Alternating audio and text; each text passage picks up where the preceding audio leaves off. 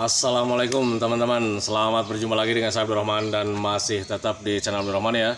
Dan masih tetap juga mengupas tentang seputaran gangguan asam lambung dan sensitif psikosomatis. Nah, di session kali ini saya akan share video tentang dampak-dampak ketika kalian mengalami sensasi kembung dan begah gitu teman-teman ya. Nah, makanya bagi teman-teman yang sekarang sedang mengalami ketakutan tentang kembung dan begah gitu teman-teman ya, yang sering kalian alami gitu teman-teman ya, tolong tonton videonya sampai habis, jangan di skip biar kalian nanti mengerti, biar kalian nanti paham, dan ketika mengerti dan paham kalian tidak mengalami ketakutan. Nah itu teman-teman, dan kemudian minimal kalian juga ya bisa menanganinya dengan mudah ya. Nah itu teman-teman, makanya tolong tonton videonya sampai habis, jangan di skip. Dan kemudian seperti biasa ya, bagi teman-teman yang baru bergabung, kalau seandainya kalian mau bertanya tentang seputaran gangguan asam lambung dan sensitif psikosomatis, alangkah baiknya kalian tonton dulu video-video saya sebelumnya.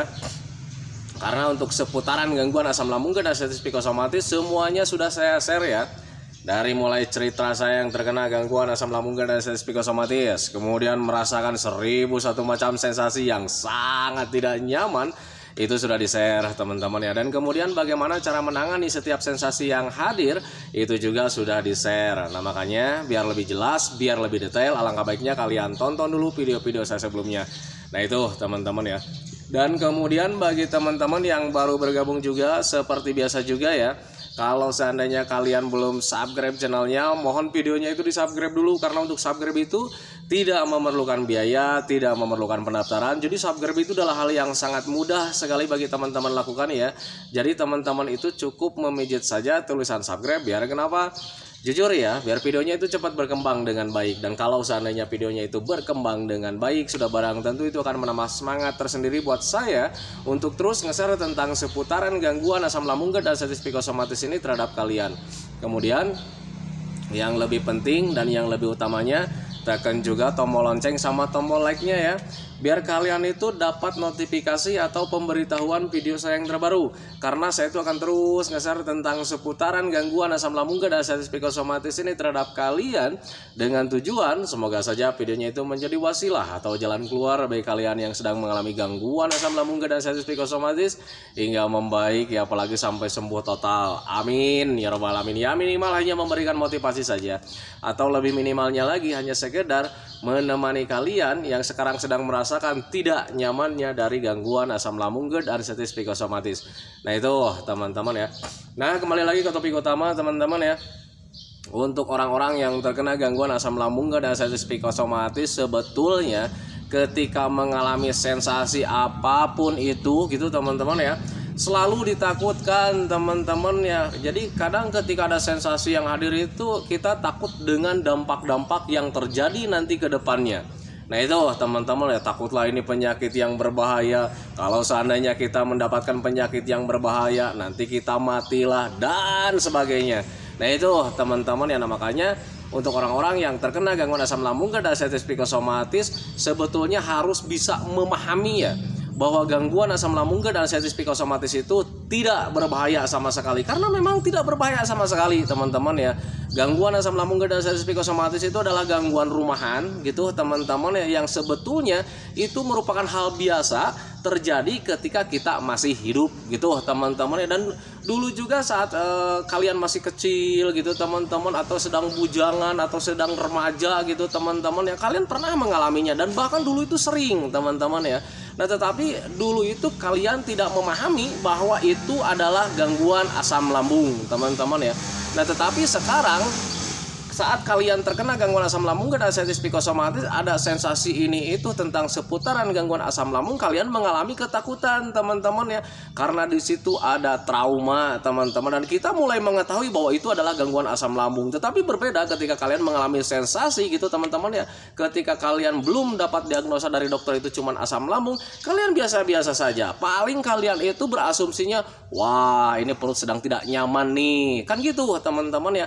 Nah tetapi sekarang ketika saat terkena gangguan asam lambung dan sensitif psikosomatis, kalian mengalami sensasi asam lambung, kemudian ada anxiety disorder, ada ketakutan gitu teman-teman ya, itu rasanya sangat dahsyat. Nah itu teman-teman, makanya untuk orang-orang yang terkena gangguan asam lambung dan anxiety psikosomatis, ketika kalian sekarang terkena nih gangguan asam ya, gangguan asam lambung, kemudian ada perasaan tidak nyaman, ada pemikiran tentang ini itu, ada ketakutan tentang ini itu, sadari saja bahwa kalian itu selain terkena gangguan asam lambung, kalian juga terkena anxiety disorder. Ada mental yang sedang turun di situ, teman-teman. Mental turun dari mana? Dari trauma saat terkena gangguan asam lambung dan anxiety psikosomatis, rasanya seperti mau mati. Nah itu teman-teman ya, itu pengalaman saya dulu saat terkena gangguan asam lambung dan anxiety psikosomatis.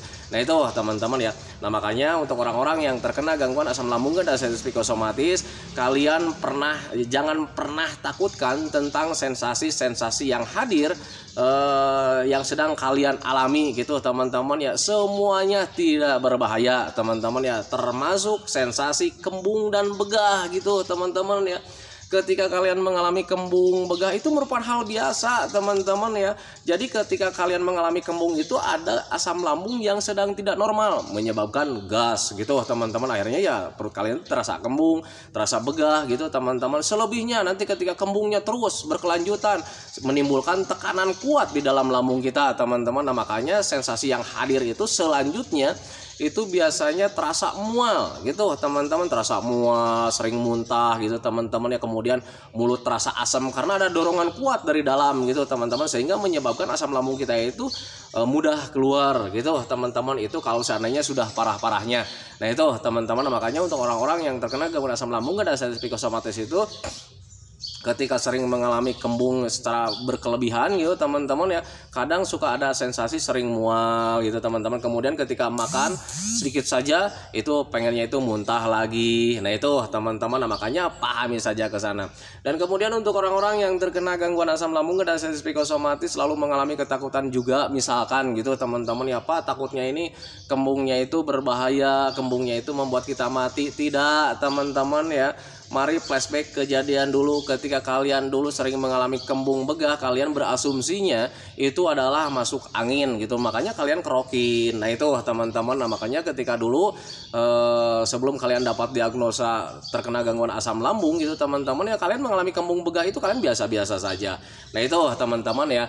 Nah kalau seandainya kalian bisa memahami bahwa kembung itu ada dampaknya banyak teman-teman ya, dampaknya banyak, dan itu dampaknya tidak berbahaya juga teman-teman ya, lebih dominan ke apa ya, aktivitas kita itu menjadi kurang produktif teman-teman ya, karena kitanya kurang nyaman di bagian perut. Nah itu teman-teman, kemudian selebihnya gitu teman-teman ya, itu bisa berkaitan dengan perasaan juga gitu, perasaan menjadi tidak nyaman sih sebetulnya teman-teman. Kemudian di kepala juga ada dampaknya juga buat kembung gitu teman-teman ya. Untuk saya pribadi seperti itu, di bagian kepala biasanya itu suka agak pusing teman-teman ketika kembung begah itu ya, kepala itu agak pusing sedikit gitu teman-teman ya, enggak terlalu berlebihan. Tetapi kalau misalnya kalian ada yang mengalaminya berlebihan, pas itu ketika kembung itu ada apa ya, ada pusingnya itu berlebihan kayak macam kelayangan. Nah itu biasanya pemicunya ya karena ditambah ada apa ya, kebutuhan untuk tubuh kitanya itu ya tidak terpenuhi, ditambah lagi ada stresnya, ada ketakutannya. Nah sehingga ketika mempunyai hal seperti itu ya bisa menguras energi kita dengan cepat. Kebutuhan untuk tubuh kita itu tidak terpenuhi, sudah pasti ya bahwa anggota tubuh kita itu tidak bisa bekerja dengan maksimal, agak kelayangan karena keseimbangan tubuh kita terganggu. Nah itu teman-teman, makanya pahami saja ke sana.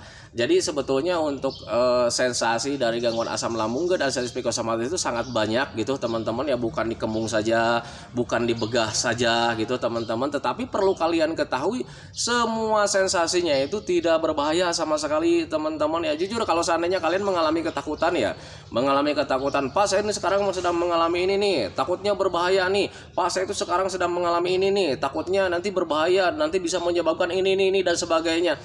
Tanamkan dalam pikiran kalian, dan kalian harus bisa menerima teman-teman ya. Kalian harus bisa menyadari kalau seandainya kalian masih banyak ketakutan ini itunya, berarti kalian ya mentalnya belum membaik dengan sempurna teman-teman ya.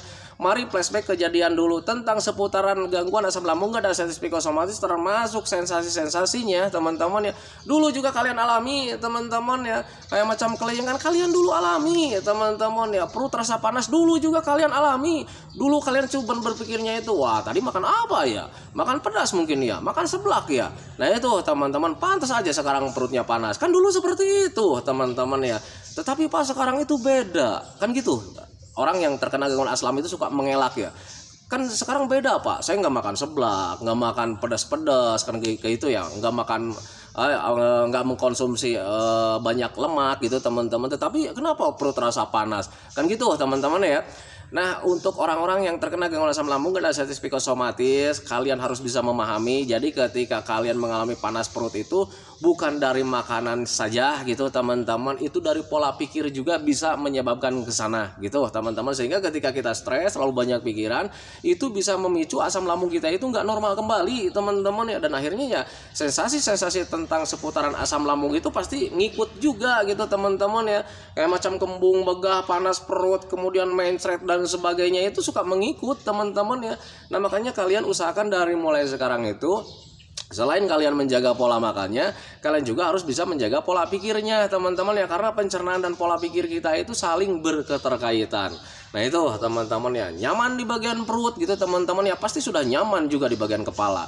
Bagian kepala nyaman, sudah pasti bagian perut juga nyaman gitu teman-teman. Berbeda nih ketika misalnya ini nyaman, bagian pencernaan kalian itu nyaman, tetapi kalau misalnya kalian stres, terlalu banyak pikiran ke hal-hal negatif teman-teman, ini pencernaan ikut tidak nyaman juga gitu teman-teman. Ada kembung, begah, kemudian ditambah lagi sensasi yang lain-lainnya kayak macam kelayangan yang paling dominan.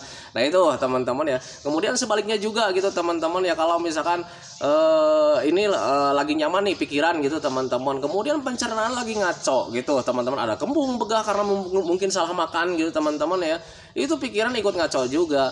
Nah itu teman-teman, nah itu menjadi patokan lah buat kalian bahwa pikiran dan pencernaan itu saling berketerkaitan. Nah makanya untuk orang-orang yang terkena gangguan asam lambung dan sensitif psikosomatis, ketika kalian ingin menjaga pencernaannya, kalian juga harus menjaga pola pikirnya gitu teman-teman. Dan kemudian sebaliknya juga, ketika kalian ingin menjaga pola pikir biar kalian itu tidak mengalami cemas, was-was gitu teman-teman ya, kalian juga harus bisa menjaga pencernaannya. Nah itu teman-teman, karena ya kembali lagi ya, untuk seputaran pencernaan dan pola pikir kita itu saling berketerkaitan.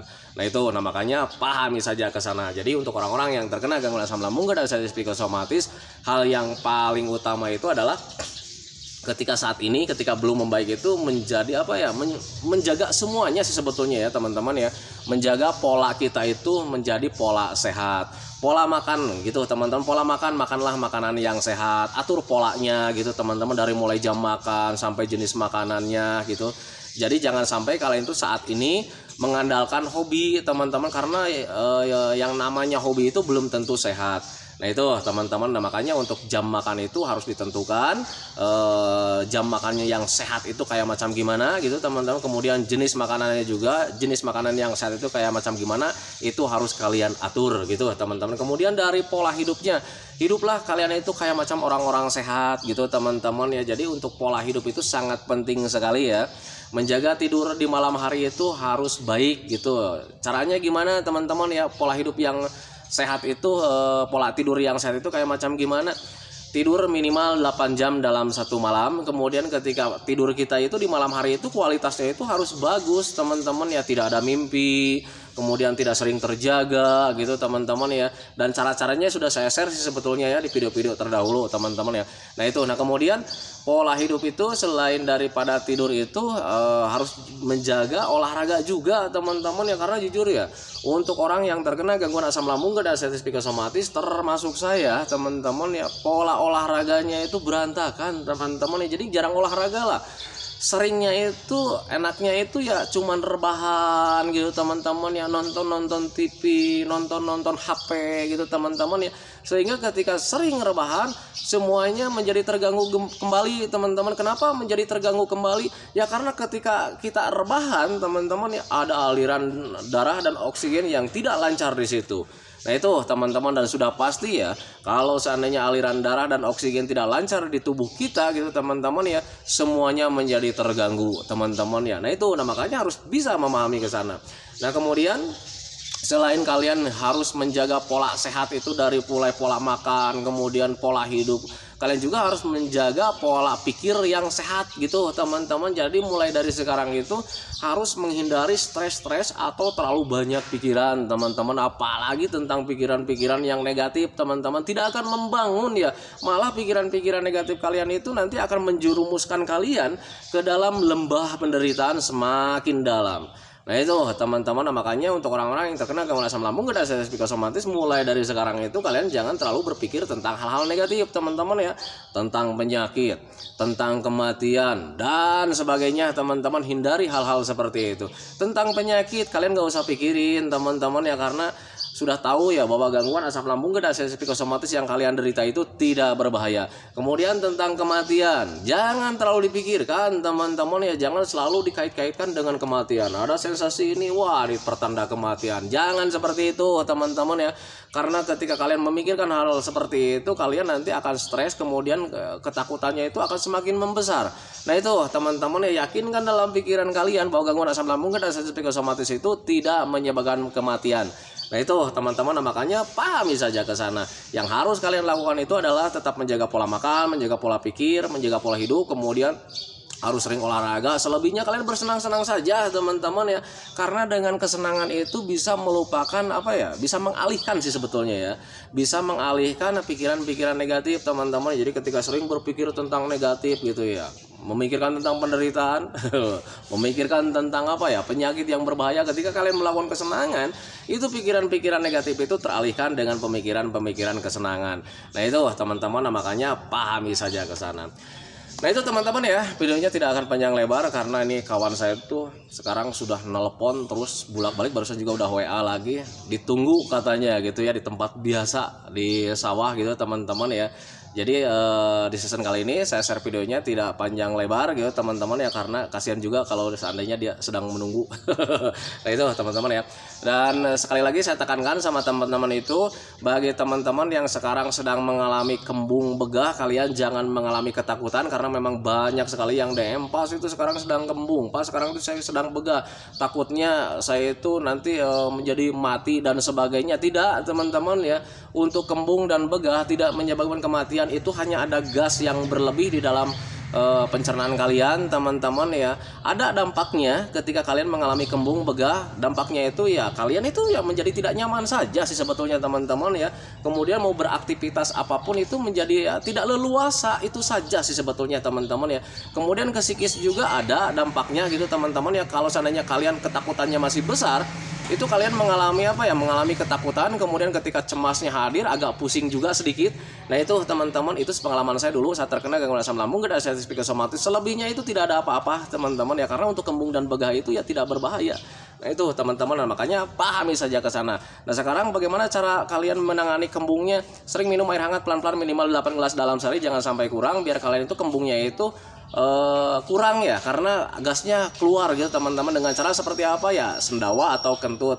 Nah makanya untuk orang-orang yang terkena gangguan asam lambung dan sensitif psikosomatis itu harus sering minum air hangat putih gitu teman-teman, minimal 8 gelas dalam sehari, jangan sampai kurang, biar sendawa dan kentutnya itu terpicu. Nah itu teman-teman yang makanya pahami saja ke sana. Nah itu teman-teman ya, video dari saya tentang seputaran dampak-dampak ketika kalian mengalami kembung. Semoga saja videonya itu menjadi wasilah buat kalian, semoga saja videonya itu menjadi pencerahan buat kalian ya, minimal hanya sekedar menemani kalian lah yang sekarang sedang merasakan tidak nyamannya dari gangguan asam lambung dan sensitif psikosomatis. Kemudian seperti biasa ya, sebelum saya akhiri videonya, saya selalu mendoakan sama teman-teman itu, semoga saja teman-teman itu cepat sehat lagi, cepat sembuh lagi, cepat kembali lagi keadaan kalian yang dulu, baik semangatnya, moodnya, tertawanya, pokoknya kehidupan kalian yang berwarna itu semoga saja cepat kembali lagi, karena memang saya yakin 100% bahwa keadaan kalian yang dulu itu sangat dirindukan sekali. Nah itu teman-teman ya. Kemudian doakan saya juga teman-teman ya, agar saya itu tetap sehat, tetap kuat, tetap ceria, agar masih bisa tetap menemani kalian. Nah itu teman-teman ya. Saya hentikan videonya teman-teman ya. Assalamualaikum warahmatullahi wabarakatuh.